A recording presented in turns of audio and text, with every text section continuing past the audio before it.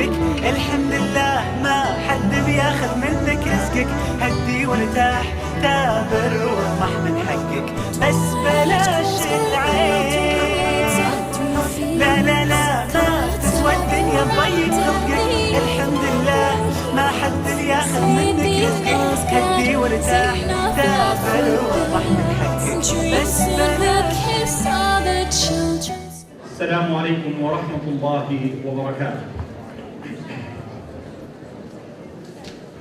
الحمد لله والصلاة والسلام على رسول الله صلى الله عليه وعلى آله وصحبه ومن والاه محمد بن عبد الله عليه أفضل الصلاة وأتم التسليم.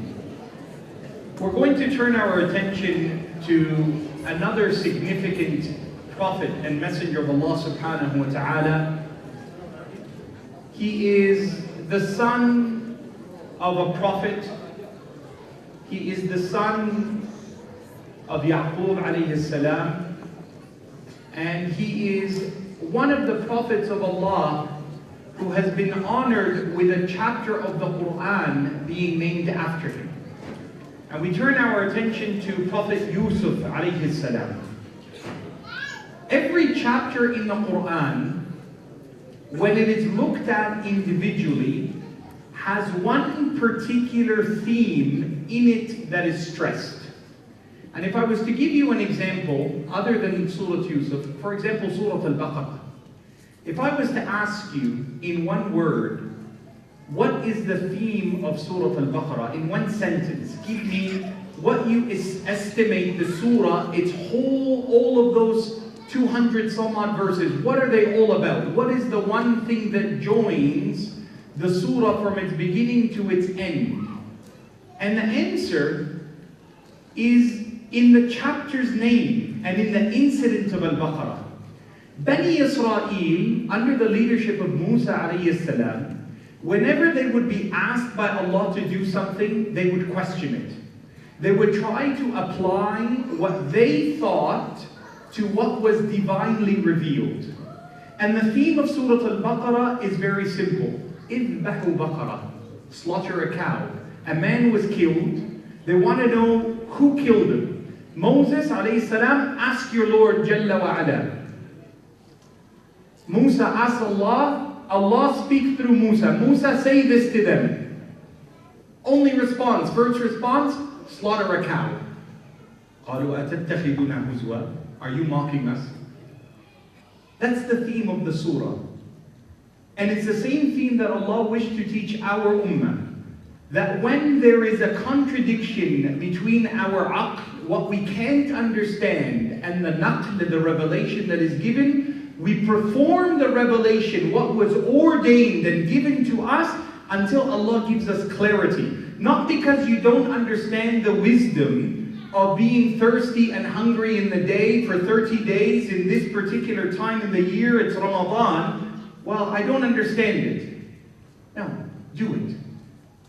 Idbahu baqarah. Are you mocking us? That's the theme of Surah Al-Baqarah. Every surah has a theme. The theme of Surah Yusuf is love. And I want you to try, just in a couple of seconds, to think about all of the love and hate interactions in that surah. Hatred of brothers, blood brothers.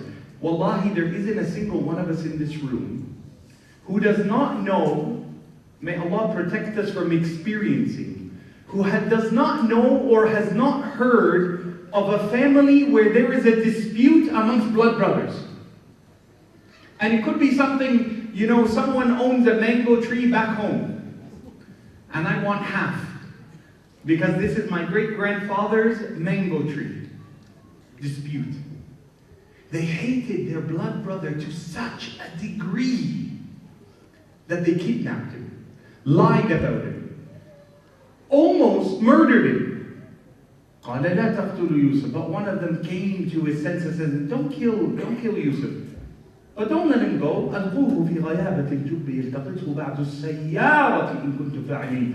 Put him in a well where people will take him and take him far away. Those who rescue Yusuf in a land where they should assume he fell into the well, they should go to the next nearest town and say, hey, we found this child. Look at his clothes. Does anyone recognize him? No, what do? أَصَرُّوهُ بِضَاعَةً. They hid him as a commodity to be sold as a slave. وَشَرُوهُ بِثَمَنٍ بَخْسٍ دَرَاهِمٍ. They sold him for a cheap, small, insignificant amount of dirhams. Nothing. The home that he was kept in was full of deception. When they bought him, the husband says to the wife, maybe we can claim him as our son. We've been traveling for so long. We'll just say he's our boy. Nobody knows. It's already built on lies. And therefore you're not surprised when that same wife lies to her husband. He began the lie, so she follows suit. He's taught her the acceptability of deviance and deception. Yusuf grows into a mature, impeccable man. One that if you were to see him, like I want you to understand that Allah says these words. Allah says that when human beings would see Yusuf, قَالُوا مَا هَذَا بَشَرًا. This man is he's not human. إِنْ هُوَ إِلَّا مَلَكٌ. He's an angel. Allah says this about Yusuf alayhi salam on the tongues of those women in Egypt. Hate. But the story is about love and redemption. That love can undo hate. And love can undo falsehood. And love can repair what is broken. And compassion stems from love. There's the love of a father who loved his son. There's a love of a son to his father. There is a sinful love. Look at how Allah describes it in the Quran. That the woman, when she lost her mind over Yusuf, the people in the village, they would hear, in her city, they heard, Imra'atul Aziz, the wife of our minister, قَدْ شَغَفَهَا. Look at this word. الشغف in Arabic, it means the many folds that cover the heart. قَدْ شَغَفَهَا حُبًّا. That her blind hubb, love for Yusuf, penetrated every veil. What are the veils? There's a veil of decency. There's a veil of shame. There's a veil of self-respect.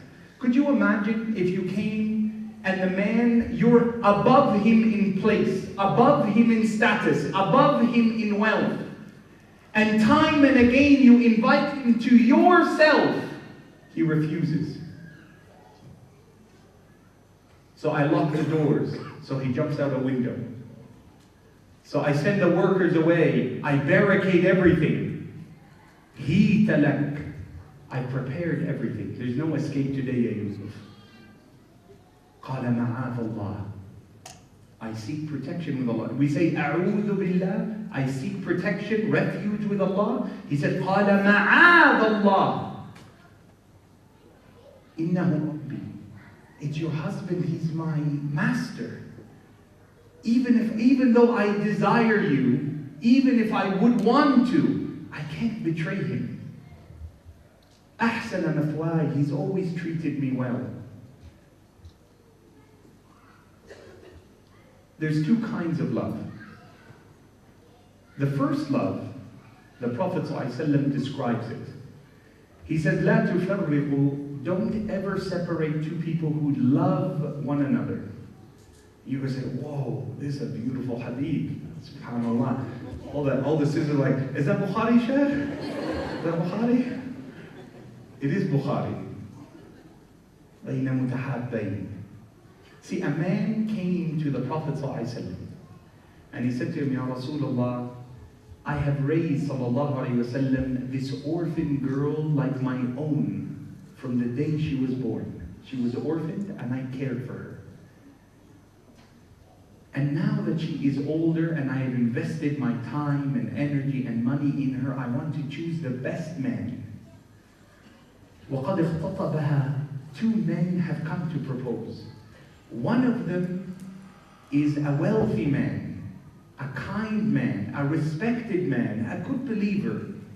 The other is a kind man, respected man, but a poor man.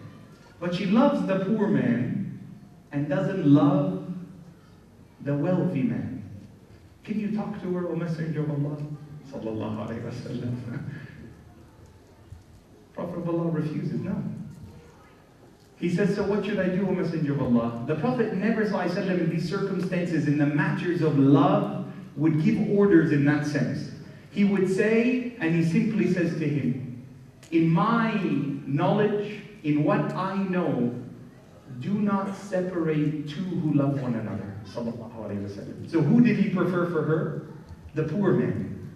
In another narration similar to this, a man walks in front of the Messenger sallallahu alayhi wa sallam. The hadith is in Muslim.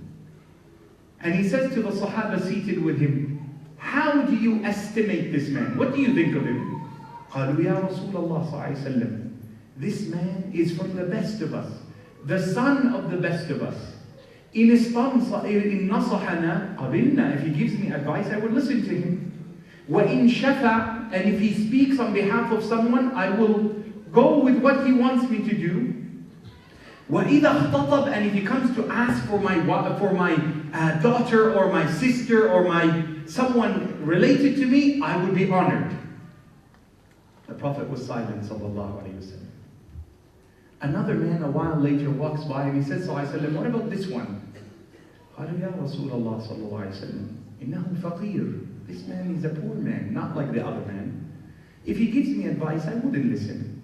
And if he speaks on behalf of someone, I would go against his advice. I would go against his shafa'ah, his intercession. O Messenger of Allah, if he came to ask for us, I would be insulted. The Prophet ﷺ pointed to that man and he said, this one with Allah, خَيْرٌ مِنَ مِلْءِ الْأَرْضِ مِنَ الْأَوَّلِ. This one, just him, is better than the whole earth full of the first one. With Allah. Allahu Akbar. لا لا لا ما تسوى الدنيا تضيق خلقك الحمد لله تافل وضح من حقك بس Two men tasawwar al-mihrab. Two men climbed the gates, climbed the walls, jumped through his window, stood in front of him. فَفَزِعَ مِنْهُمْ. He recoiled back. This man who killed Goliath was fearful. And every time angels come in the form of human beings to the prophets of Allah or other than them, they are fearful. Ibrahim, the three angels came, فَأَوْجَسَ مِنْهُمْ. He was scared. فَلَمَّا رَأَى أَيْدِيَهُمْ لَا تَصِلُ إِلَيْهِمْ. He put them food. When he saw their hands weren't eating anything, he knew they are messengers of Allah. He was scared. Feared. Jibreel came to Maryam alayhi salam. She said, إِنِّي أَعُوذُ بِالرَّحْمَنِ مِنْكَ. I ask Allah, the ever merciful, to protect me from you. It's a supernatural occurrence. The two men climbed into his inner chamber. قَالُوا خَصْمَانِ بَغَى بَعْضُنَا عَلَى بَعْضٍ. We are two friends who are in dispute with one another. إِنَّ هَذَا أَخِي لَهُ 99 نَعْجَةٌ وَلِيَ نَعْجَةٌ وَاحِدَةٌ. This friend of mine, this brother to me, he has been blessed with 99 sheep. The imagery of sheep in the Quran refers to wives, but it's about sheep. But that's the parable. If you see a lot of sheep in your dream, brother, get married. So ru'ya, brother. 99 sheep, Allahu Akbar. This brother of mine has 99 sheep. وَلِيَ نَعْجَةٌ وَاحِدَةٌ. And my share in life is that I have only one sheep. I only have one luxury. And this brother of mine, with all his sheep, أَصَرَّنِي فِي الْخِطَابِ. He keeps asking me and forcing me and demanding I give him my sheep. Is this fair? Dawood responds quickly, without listening to the other side. Dawood immediately responds, قَالَ لَقَدْ ظَلَمَكَ بِسُؤَالِ نَعْجَتِكَ إِلَى نِعَاجِهِ. Allah says, Dawood responded, he has wronged you, unjustly oppressed you, to ask you to surrender your one solitary sheep for his 99 that he has already been blessed with. فَظَنَّ دَاوُودَ أَنَّا فَتَنَّاهُ. So Dawood understood that this was his test. فَخَرَّ رَاكِعًا وَأَنَابَ. And this is one of the places in our Taraweeh prayer when you are led by the Imam, he will make sujood as we follow the habit of Dawood. Immediately he understood his test wasn't a woman. His test was that Allah had given you, Ya Dawood, 99 blessings. You are a messenger, sallallahu alayhi wa sallam. A prophet, sallallahu alayhi wa sallam. A king, sallallahu alayhi wa sallam. You have already been married, you have been blessed. And that poor general has one sheep. That one sheep is his.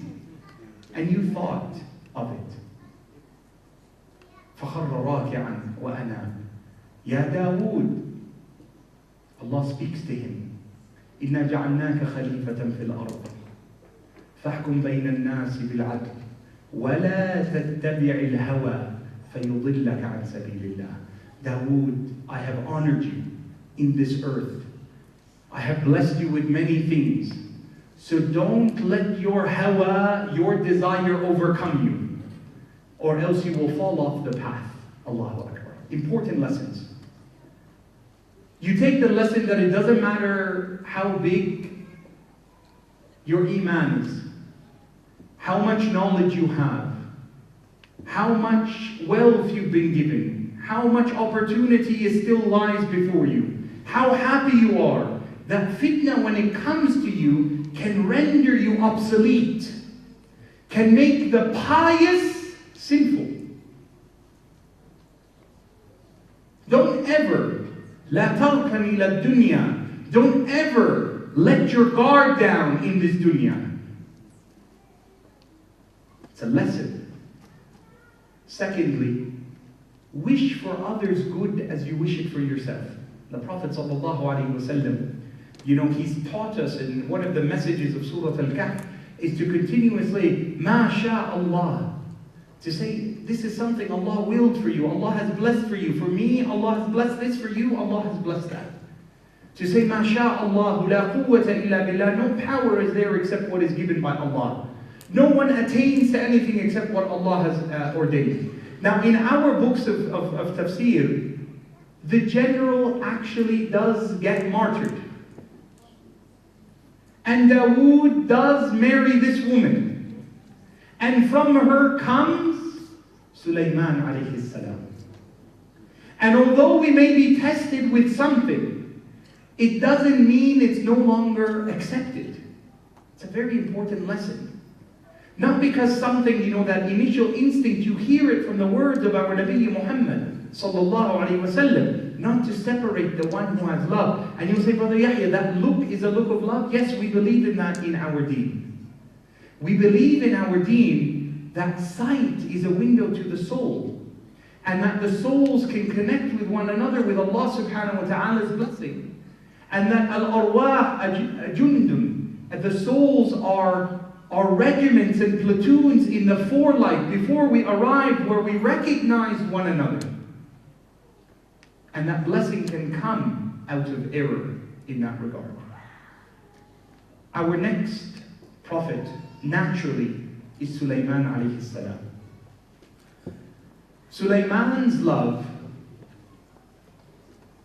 is the love of the power and the dominion and the success that was given to him. His love of his horses, his love of his authority, not in a sinful way, but that it reminded him of his relationship to Allah subhanahu wa ta'ala.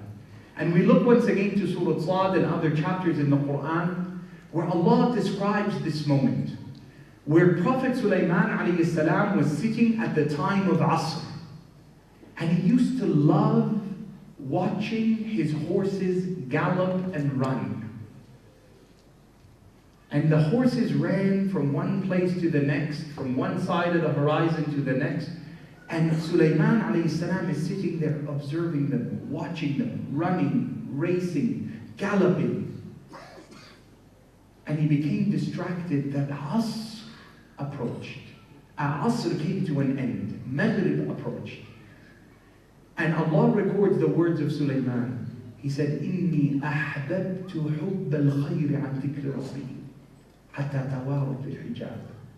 He said, my love of finery and happiness and goodness has distracted me from my dhikr and remembrance of Allah, meaning salah of Allah.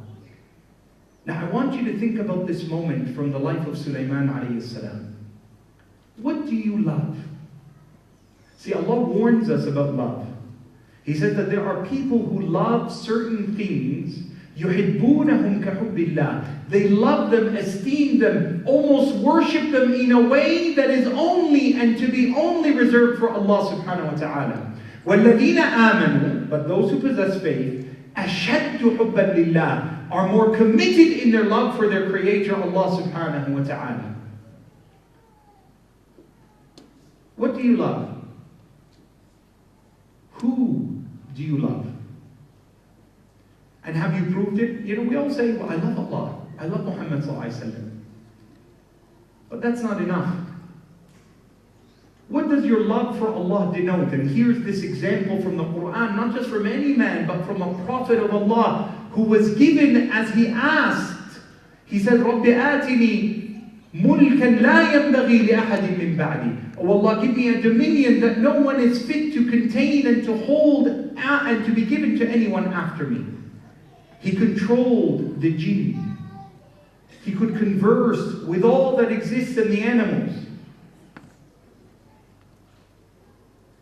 And Sulaiman says, I love this wealth and finery and happiness to a degree that has distracted me for a moment from the remembrance of my Lord. Who do you love? To bring us closer to Al-Quran, to make the Quran the spring of our hearts, the mercy of our conduct, the light of our eyes. I ask Allah subhanahu wa ta'ala to shine the Quran in our homes, to bring and remedy our pain with the Quran, to remove our depression and bring about our healing with the love of the Quran. I ask Allah subhanahu wa ta'ala to teach us from the Quran what we don't know, and to help us remember from it what we may have to have forgotten. I ask Allah subhanahu wa ta'ala to bring from us and from those with us and those to come after us, those who will memorize and keep the Quran in their heart and fluent on their tongue and practiced in their deeds. I ask Allah subhanahu wa ta'ala to give us the ability to fast for Him the month of Ramadan and to make us from those who will stand before Him in Salat al-Taraweeh. I pray that Allah subhanahu wa ta'ala uses us in the service of others and helps us to help others so that others will be sent to help those that we love. And I pray that Allah subhanahu wa ta'ala shelters each and every one of you, protects and honors and dignifies and sends His blessings upon all of you and your homes and your loved ones. And I pray that Allah subhanahu wa ta'ala allows me to stand before you once again in His remembrance and in that which is righteous and in the sunnah of the Prophet ﷺ, and to protect myself and you from the whisperings of the shaitan, and to make the Prophet Muhammad ﷺ our guide in this life, our shafi' on the day of judgment, and our companion in Jannatul Firdaus. اللهم أعز الإسلام والمسلمين واخذل أعداءك أعداء الدين. اللهم اهدنا واهدهم يا رب العالمين. اللهم أعنا على ذكرك وشكرك وحسن عبادتك. اللهم لا مانع لما أعطيت ولا معطي لما منعت ولا راد لما قضيت ولا ينفع ذا الجد منك الجد. اللهم إياك نعبد ولك نصلي ونسجد وإليك نسعى ونحفد. نرجو رحمتك ونخشى عذابك إن عذابك بالكفار ملحق. اللهم اجعلنا من أهل القرآن. اللهم اجعلنا من أهل القرآن. اللهم اجعلنا من أهل القرآن. اللهم اجعلنا ممن يحفظ القرآن ويقيم حدوده ويصلي به آناء الليل وأطراف النهار على الوجه الذي يرضيك عنا. اللهم أنزل علينا وعلى أهلنا بركاتك يا رب العالمين. اللهم اغننا بحلالك عن حرامك واغننا بك عمن سواك. لا إله إلا أنت سبحانك إني كنت من الظالمين.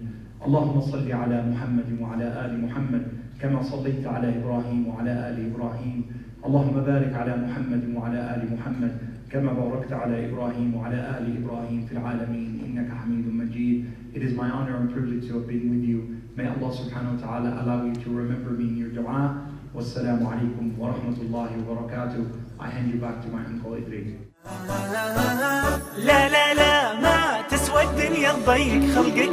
الحمد لله ما حد بياخذ منك رزقك، هدي وارتاح ثابر واطمح من حقك، بس بلاش العين. لا لا لا ما تسوى الدنيا بضيق خلقك، الحمد لله ما حد بياخذ منك رزقك، هدي وارتاح ثابر واطمح من حقك.